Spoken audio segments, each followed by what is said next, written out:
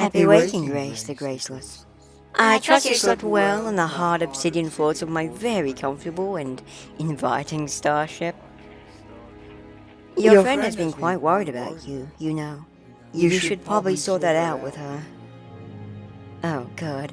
I thought I was going to miss out on this year's book club for Flighty Broads. I'm honored you went to the trouble of catnapping me to hear my feedback on your scholastic circus.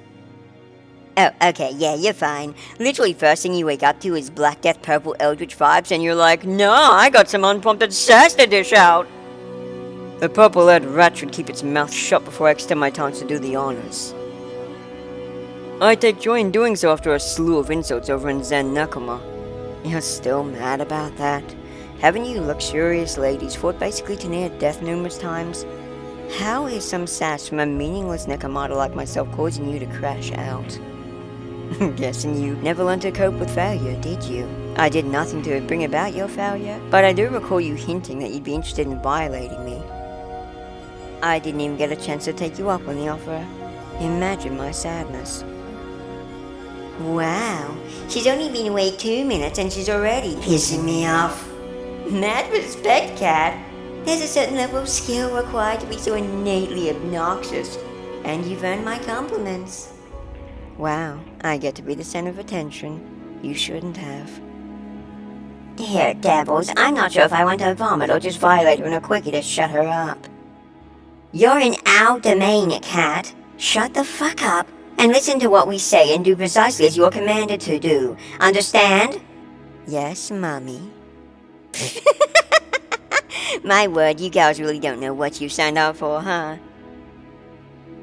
Oh, you may leave all further communications with the horny little upstart to me. I know how a little nutcase like this one works. I know you marked her, Xeltara. I will find you a fitting replacement in the unlikely scenario I go too far. Why don't you escort the arcane elemented one out?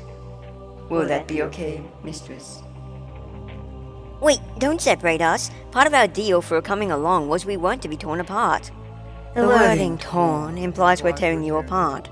I don't think this mild separation constitutes as a breach of that deal. And yes, Astaroth, you would know best on how to handle the flighty book club enthusiast. If you can tame that sass of hers a bit, though, I wouldn't mind talking with her about literature a little. Grace, you better make it out of this. If you fiends break her, I'll... Oh, go on, little Pastella Grape. You fucking what? You stand in the presence of 5 of the most powerful and evil people in the cosmos, so I'm most curious about what you think you would or could do. Grace, I'm scared. Go with them. It's really for the best. You'd not want to see what's about to happen, anyway. I signed up to be violated by a harpy. Now I'm getting fast-tracked straight up to Demon Lord. I'm only disappointed you both couldn't just learn to share. Did you lose your appetite that quickly, Tweety? Violating you would only be enjoyable for me. I would make it as painful for you as possible. Lucky for you, we actually need you to survive for the time being. And once you serve your purpose, only then will I pay back your snark with violence. You will hate every agonizing second of it, I promise. Another notch on my talons which have murdered tens of thousands of your kind. Oh, keep threatening me with a good time, why don't you? If I had the ability, I'd probably be blushing, but somehow that wasn't considered when my facial expressions were being rendered. Save your energy, Xeltara. We're getting close to the critical moment, and I need you and all of our agents at 100%. Be gentle with the grape. Do honor Grace's wish and do not show her what Astaroth does. We can tear these two apart nice and properly once they both outlived their usefulness. So, are those tentacles to tip me off that you're the gentle Cthulhu mummy of whatever bizarre hentai you've isekai'd me into? Oh, I like you.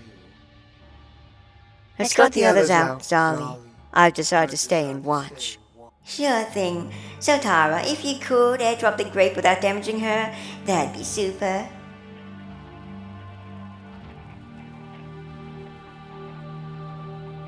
If I recall, she did nothing to personally incense your anger. Oh, be gentle. It's the classless lavender-haired bint who has earned my ire.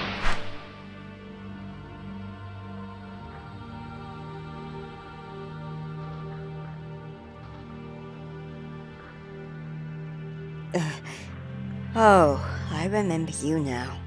That terrifying presence.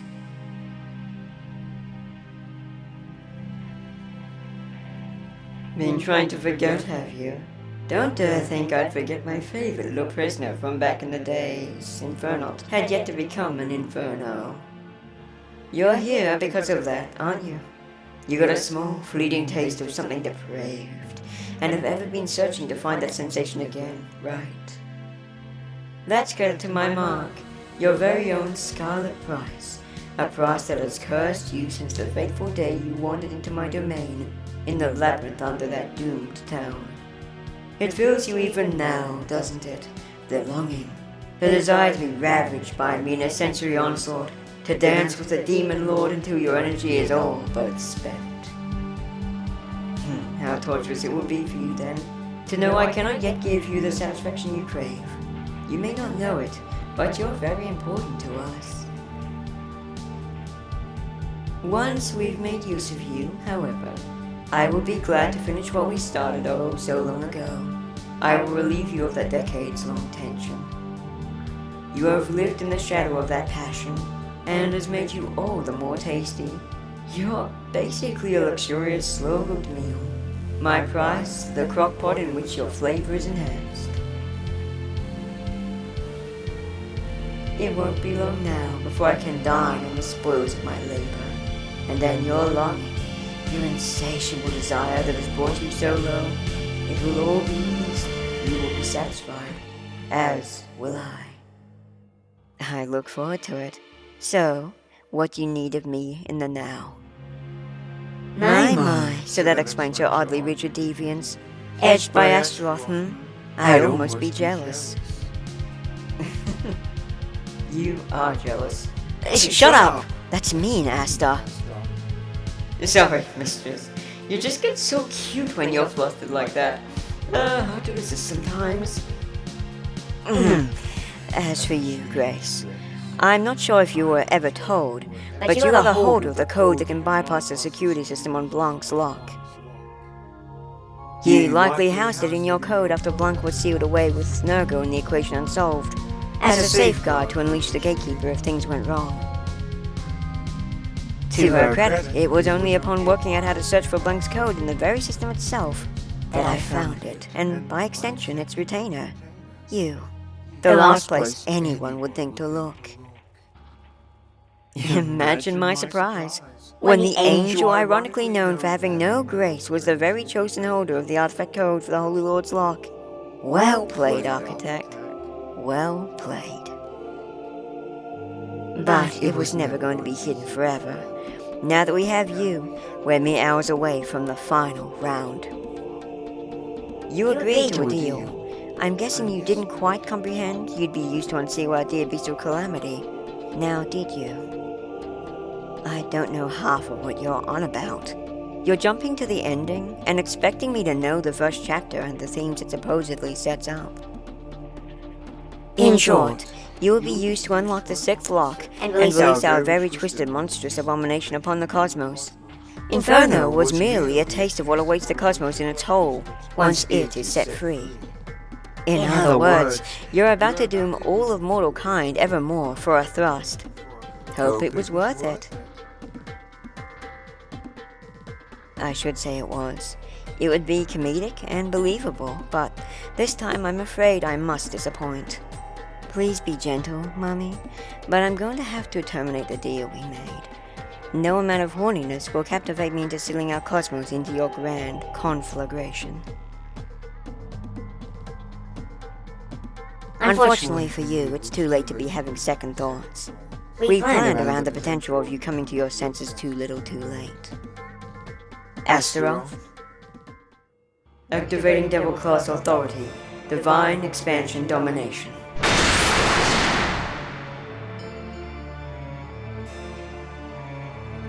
So tell me, little morsel, who is your mistress? I serve Astaroth, the first demon lord. Should I betray her will, my existence is forfeit. Oh, this might be awful. And what does the name Nankaina mean to you? Nothing. That was low, even for an icon of sin. If not to me, who else do you answer to? Xaela is your mistress, so under her I am but a maggot. Wait, why does it hurt? And I take it you will apologize to Xeltara for whatever you did? I don't really know how you got under her skin so bad. Yes, she will not hear ill from me again.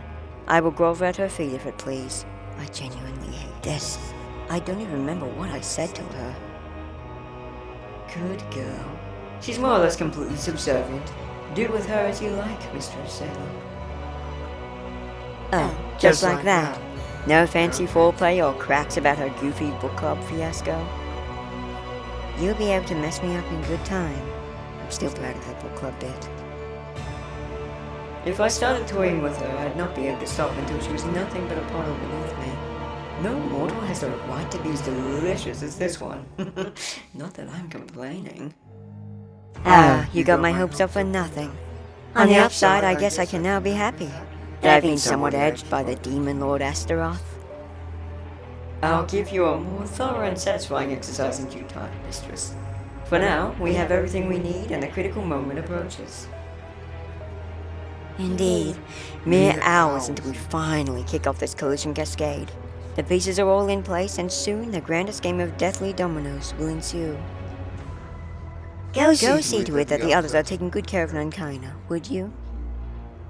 Might I ask of why you seem so keen to keep Nankaina happy? It is unusual for you to be this emphatically good-natured towards anyone we call victim or prisoner. Her naivety will make the show to follow quite a masterclass in drama. She has no real idea of just what her girlfriend has set in motion this day. I want her to think only the best she can until I can reveal the sheer extent of the damage Grace will do. It will be absolute cinema. Before the best you do, keep yourself from having your fun with our dear little key before this can all go forward. Forcing her girlfriend to watch from start to finish will either break her or traumatize her. Yeah, I might have done everything. Whoops. But then, did I even have a choice? I just want to see Nankaina again. Ah, there's the evil god I know and love. Say, you seem to like her. You are welcome to join in when that dance dares to begin. Xeltara, you and me. Poor Grace. I hope for her sake she's as ready for this as she seems to think she is. You don't understand the appeal at all. She's conscious of what's going on, isn't she? I've been hearing her mind speak. It only occurred to me now that it was her. Correct. She's speaking in her mind as we are talking. She has realized too little too late what she's really signed up for. Oh, so you can hear me. The one time I thought I could actually just be real with myself, and you managed to ruin it. She's a feisty one. I'm not surprised she's being an upstart even now. I enjoy her energy, though. This torment will make her truly sublime to dine on when that time comes. Perhaps I'll have her force herself Nankaina and see how that goes. Not even sure how Nankaina will react, but I know deep down, that is the one line Grace would never cross. You are actually a monster. None will see to it, though. You're not exactly known for your solidity, E-cup. Truly malefic, Astaroth. I'm proud of you. Glad I can prove myself to you. Ye would never have endorsed my behavior as it is now. She would have been ashamed of it. She created me to be a friend when she doesn't know what she really wants in a friend. She's a complete mess. I'd feel sorry for her if this wasn't also self-inflicted. He has always been a poor choice for an administrator. We both lived to see her copious failings on Eden. Now, she seems to fail here. The only victory she might have had was keeping it secure. But now I'm here to see that even there she will fail. Bringing me into this hate train for ye is pointless. I don't know her at all. I bet you twits didn't even know Grace isn't my real name. Oh, and what was your name in life, little Lychee? Anita Grayson. Goodness, I haven't said that aloud in a very long time. Anita, It's actually a nice name. I'd pity the parents who had to see you turn into the herald of my calamity, but that well is largely bottomed out. My parents were pieces of shit. One tried to sell me into slave labor, and the other molested me on the daily. They'd both deserve anything you did to them. Think it's likely Xeltara and her followers already messed them up pretty bad, though. Wait, why am I being so forthcoming about that? Those are things I haven't told anyone. Some trauma under all that snark, I see. I suspected there was some horrific event in your past that led you to this point, but it's nice to have it confirmed. Looking through your mind, it seems bizarre you chose to go with Galvana. Most want to go your sort of backstory, end up becoming soul catchers. Weak people do that. Only someone with no respect for their morality would become everything they hate. Don't bother comparing me to Chloe and Asperia, as they became the monsters they despised. I chose to find a way to help those who, like me, couldn't help themselves. If I could save even a single person from the abject disgrace I went through, then I could be happy. Not that purveyors of evil such as you could ever understand. You use your weakness to justify your sin. You shield yourself with comforting falsehoods and weaponize your worst qualities as if parodying the harsh lives you lived, rather than defying them and rising above. You are weak. You blame mortal kind for their entitlement, yet hypocritically think yourselves above the rules. That truth digs at you deep down, and that is why you're trying to torment me and Nan. You torture others to distract from your own pain. It's all you pathetic crybabies have left, isn't it?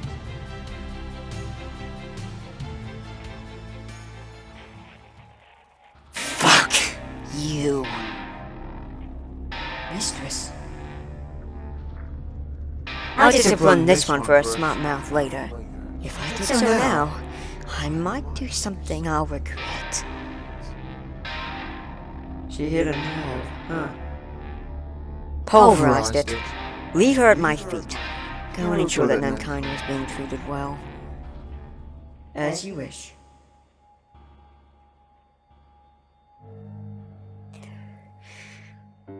Are you happy? Did bringing me the closest I've been to tears in trillions of years get you what you wanted? Suffering isn't funny, Xaela. I don't revel in it. I'm only here because you need me to be your key. Your barbs were directed with the intent to hurt. I don't believe for a second that you don't revel in the verbal violence you are so shockingly good at. You're as much of a mess as Yi. Your calm is an obvious act, even you must surely confess. My gambit became to see what your obsession with me and Nankaina was. You're jealous, aren't you? You and your company might be good friends, but have any of you ever thought about taking your hanging out to the next level? It's the only thing stopping you from having what Nankaina and I do. Oh, but that might be a bit of a problem, as how could you stick to your branding as an evil god if you're shown to be in a wholesome relationship with your dear colleagues? You likely told yourself long ago that camaraderie is as far as things will ever go.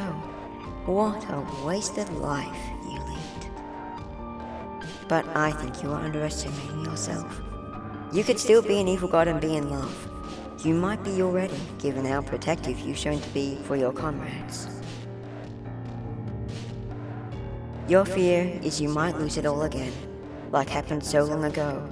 That event that so greatly incensed and fuels your rage even now. Why not just admit you love them and skip the baby's first will you won't you arc? I don't claim to know Anita, so don't you dare claim to know or understand me. Is that how you respond when you don't have a real answer? The you don't know me response is a cop-out, Xaela. A weak one. You're not letting me off the hook, are you? I'm sorry. But am I supposed to be nice to you when you've promised to make me and my girlfriend's lives even more hellish than you have already? Fine, yes, I love them. I'm no mother, but I do call them my children out of a feeling of maternal pride. They're the only people left in this world who I respect. They understand me as no one else does. They are my pillars. My friends. I became Xaela long before I'd become friends with any of them. It's a tad late to go back now. Besides which, mortal kind fully deserves what is coming to them. My children all want the same as I do in that regard. Astaroth personally knows what I endured, for she suffered it as well. I gather it takes a lot to earn the unconditional loyalty of the Demon Lord. She may play it coy, but it's obvious her respect for you is poignant. Say, you really did a number on Xeltara. What did you even say to her? I don't remember. Something about her not being very attractive. I figured a villain who had murdered almost all of my people and thousands of her own kind of would be a little more resilient. Why don't you just dig through my thoughts? They might still be in there, somewhere. If you don't remember when speaking through your own mind to me, there's nothing I can do. Incredible as the Seer of Eld's ability to read minds is, we can only do as much as our target of occupancy can. That explains a lot, actually. It's still a bust of power, but I'm more concerned about the one I've heard recalled to me in shaky breaths. Temporal Snap. Yes, it is more or less my trump card. It would be what I have to deploy should our critical moment be interfered with by forces beyond us. I'm surprised, Grace. You haven't used that pocket teleport of yours to escape or inform anyone of what's going on. You obviously can't now, but before the point Astaroth dominated you, it was free game. You could have genuinely been a massive pain in the ass. Astaroth's mark means that even if I wanted to, I can't go against her decree. Even if I could escape, she wouldn't have trouble repossessing me. Not that I would have. You have my girlfriend essentially at gunpoint. You're ready to pull the heartbreaking trigger if I should try anything out of bounds. It's a wretched situation for both of us. Astaroth invited herself into our home, kidnapped us, and laughed at our misery. She doesn't give a shit about who she hurts.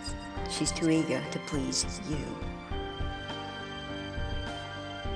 I knew she'd forced Nankaina along too, but I really wish she could have been kept out of all of this. She deserves better. What happens there is up to Astaroth. You're her mark, not mine. So while I don't agree you should be subjected to it, if you are, that's just your price to pay for tangling with demons of her caliber to begin with. You've been where I have, haven't you? Precocious, aren't you? Yes, mine was with orcs, but at least I could just kill them in cold blood. It sounds like your situation was a bit less easy to escape.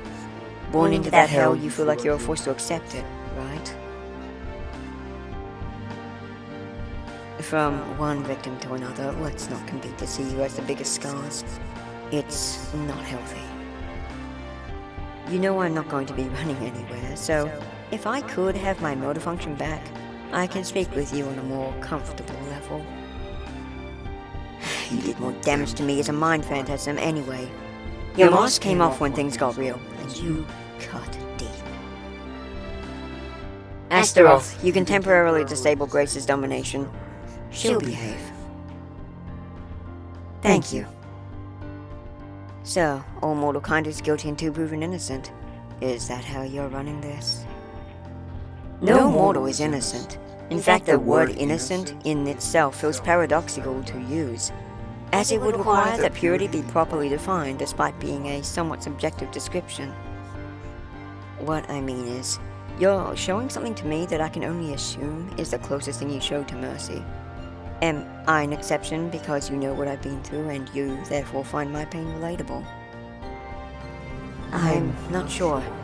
I spent twins of years looking outwards, never looking much within. It's probably why your statement earlier hit me so hard. You tried to destroy your heart when you became an evil god, yet it clearly beats strong. You speak so fondly of them. Zali in particular, huh? Is she your little peanut buttercup? Don't interrogate me. I don't know. You're both smitten and terrified of her, huh? The duality of dames. I think she should make a move. She clearly respects you enough to at least consider it. How is this a thing that is happening? I took you captive to use you to bring about a calamity, not to bring you on as my relationship counselor. Think about it, Xaela. Is all this bloodshed and carnage, all the fire and flames really going to be as fun when you're only in the friend zone? Just imagine, you and Zali, lovers in arms, partners in crime, standing proudly atop the pyre of a world in flames. What a daring dream, to kiss your beloved on the precipice of a firestorm, a city burning below as you embrace tenderly, sparks licking at your bodies, jealous of your evildoing and romance. Oh, how you assert that one tender kiss. Oh, the flickering embers, why? They dance and writhe, both to cheer you on, but also to express their envy. A romance not based on good or morality, but on pure villainous partnership taken to the next level. The Purple Duchess is having a fine howdy-do with their tea and berries, while all around them burns. Perhaps a lavish cheese platter during a seasoned occasion of wine and whimsy, sitting atop a loft overlooking fragrant vineyards, from which the grapes were plucked to bring about this beautiful bonding. Romance of evildoing camaraderie, a thrilling novel about the worst of the worst living their best life together. I'd read it. I might even score it higher than 7 if you land the ending. I know what you're trying to do. Do you really think me and Zali becoming lovers will soften our resolve to go through with our plans? If anything, it will only make it a more passionate affair. In a war where you play the kingmakers and page masters, your combined love of the game will only make it more titillating. You and Zali are both evil to the core. You enjoy seeing mortals break and wither. You are monsters. Love isn't going to redeem you. You're past that point. We all accepted this grand conflagration was inevitable a very long time ago. The events of Seraphim more or less wore that reality deep into our psyches. We all dread what is to come.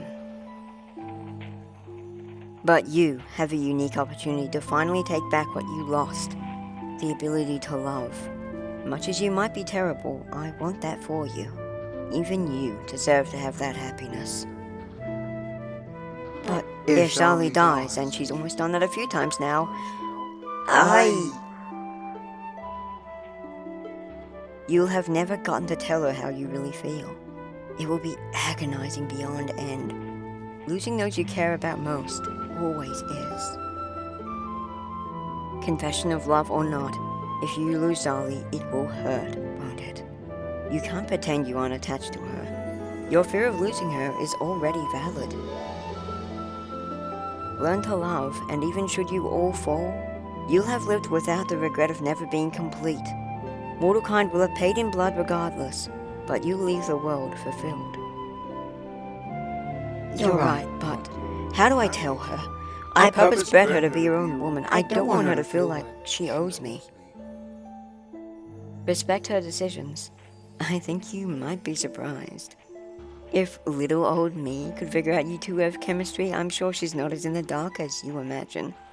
I've seen Zali show vulnerability in the past, even if in brief passing. She is quick to shower those who impress her with compliments. She did so for me, no. I'm the Snoop Mistress, and she can't help but admire the moxie.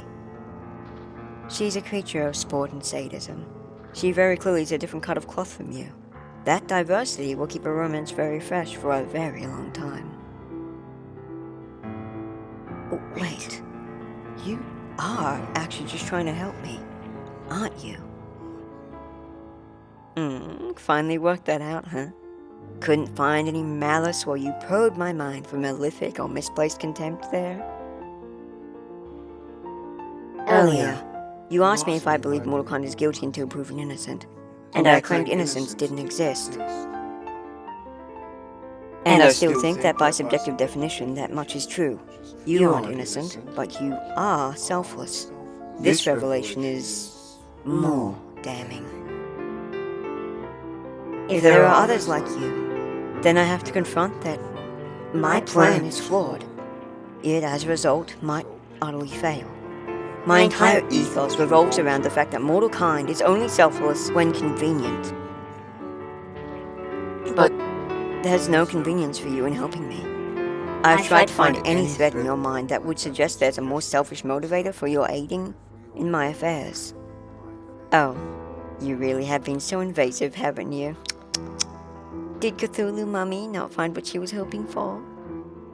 You fear that if you find someone who may possess the desire to do good without reason, that it will invalidate your crusade against the sickness of hope, right?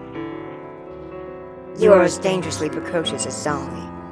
Hope is the middle line that being severed will destroy the real problem at its source. Mortal kind's arrogation and entitlement. If they have no hope, then they can't feel entitled to anything. If they are broken in, then they can no longer break things. Their ambition must be crushed completely if we are to avoid a repeat of Eden on a cosmic scale. But if there's enough people like you, then hope will never truly be able to be crushed. The conflagration only will work because mortals are so self-serving that they'll eat each other alive when the chips are down. Won't that be a good thing? Isn't the grand conflagration mortal kind's punishment? Yet, if selfless people like me exist to enough of a degree that it fails, then does that not mean mortal kind has improved? If they have improved to such a degree, then the past can't really repeat, can it? The board is the same, but all the pieces have changed. Or, better yet, they've grown. Your mistake is in assuming mortal kind is static, that it is tarnished so far beyond belief that only tyranny can subdue its worst tendencies. But I exist, Nankaina exists, and she's no less selfless than me. When she made an attempt to threaten you if you'd hurt me, that wasn't for herself, was it? You've been so scared to be hurt again that you've become blind to the power of love. It can make marshmallows out of monsters, or monsters into much more happy monsters, if still just as malintentioned. Love isn't a miracle, Grace. Come now, let's not pretend that is what I'm insinuating. But seeing you open up like this, that's worthy of a miracle. You made the choice to show vulnerability, an unwise move considering how much I upset you earlier. Whether your conflagration succeeds or not, you win. Either mortal kind isn't as bad as you thought, or they are just as awful as you believe, and selfless nobodies like me are just powerless exceptions on the sidelines. What I hate most isn't so much what they did, but that they were rewarded for it. Mortals used to die and be done with. Their energy returned to the system. No afterlife, no second chances. They sought immortality to fight this very construct, necessary as it was. That entitlement to longevity is what prompted the several terrible events of Eden to transpire. They now live in a universe where death is just a pointless transition from meat sack to myth-made manifest. You are standing before me as an angel. If you were in Eden, you would no longer exist. They got exactly what they wanted. Immortality. Yet, even that wasn't enough. The 314th class shows they weren't even complacent with 314 billion years of existence. They just take, and the twins enable their shittiest tendencies. Too cowardly to do as is needed. They take the path of least resistance and blame everyone else when their failings bear unwanted fruit. I utterly hate mortal kind. So much so that it is my very trait. They are absolute scum and I intend to clean them up. You hate them, but you never have been in their shoes, have you? What? Have you ever lived as a mortal, Xaela? Have you ever known the fear of death? The ultimate price that comes to claim us all? The existential dread we have to cope with as our constant companion? You expect mortal kind to accept that they are just designed to die, without any consolation, to take happiness fully in a world where the cruelty and awfulness you so claim to despise is rampant? Imagine, just for a moment, that your time is limited, that all your aspirations, plans, goals, hopes, and dreams all things you would like to realize must be done so within a narrow window of time. That deities who make you feel so powerless are ultimately just using you as toys, playthings, but you must bow lest you get even less time to frolic in their snow globe.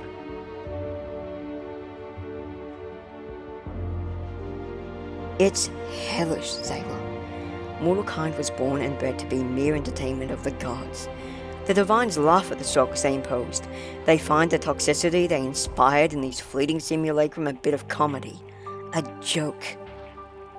Yet you, who has lived knowing such a demise will never come, think yourself entitled to control their destiny? A bit of a hypocrite, aren't you? But it's not like you could know. You've never been immortal. You've been a spoiled sow since your divinity was bestowed upon you. You never got to feel the pain of being a meat sack.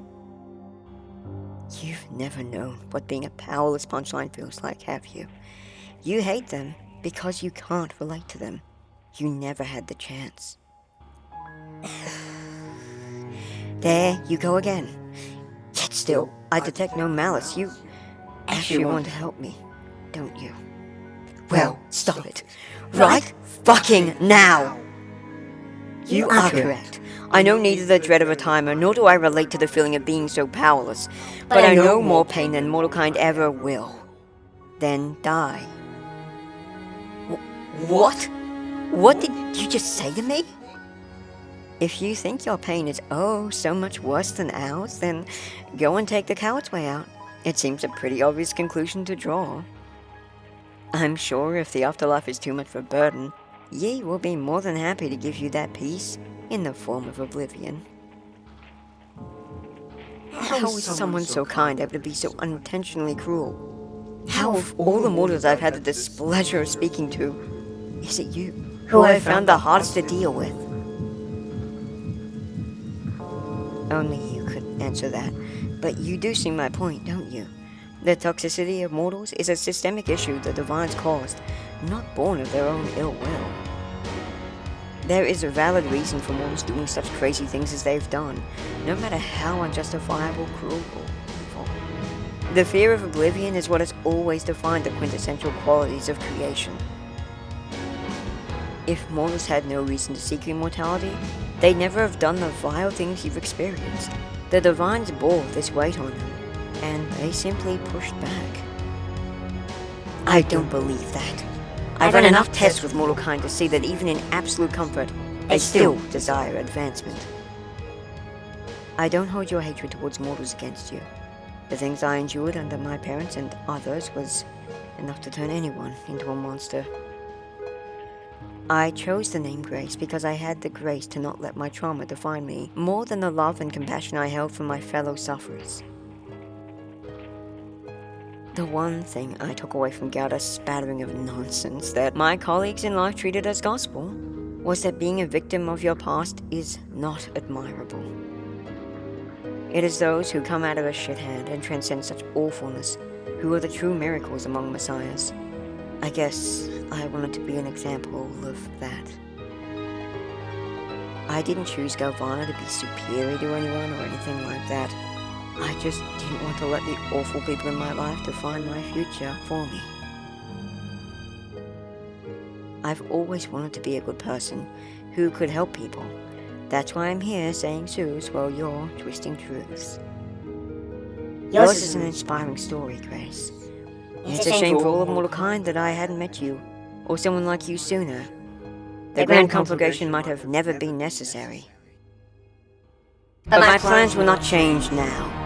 Mortal kind has irreparably damaged my willingness for mercy, so they can number their days of the fleeting peace they think they deserve. I'm going to crush their worthless pride. Do as you think you must, but you should definitely find a nice quiet place to speak with Zali about all the feelings you are having. I'm rooting for the both of you all the way. I will. Thank you. Wait here. I'll ensure you get to see Nankaina. You may have well and truly done enough to deserve that.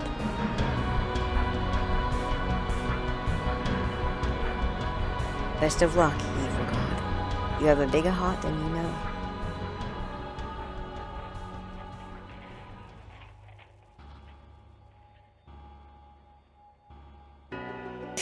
Counselor, I think you went too hard. Astaroth, if you're puppeteering my girlfriend, it isn't funny.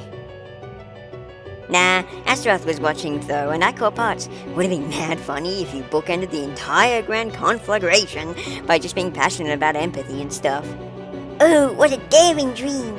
The children of calamity, brought low by the power of healthy relationship advice? Oh good, it is you. I can always rely on your Machiavellian mockery of my book club theatrics to be inimitable. So, warning in advance, if I get a red sheen in my eyes and start going to town in a bad way, I promise it's not by choice. Astaroth plans to have me violate you. Oh, yeah, that was fucked. How dare they think for even a second I wouldn't find that hot as hell? These kids really don't know shit about romance. Honestly, I don't know what I expected. But it wasn't that. Well, I am your arcane mystery bag, full to the brim with tricks and flips. You might be saying some soothes, but I am torrential in the potential. Been waiting for that sloppy ass makeout for a while, honestly. You edging me harder than Astaroth edged you. Killing me over here, girl.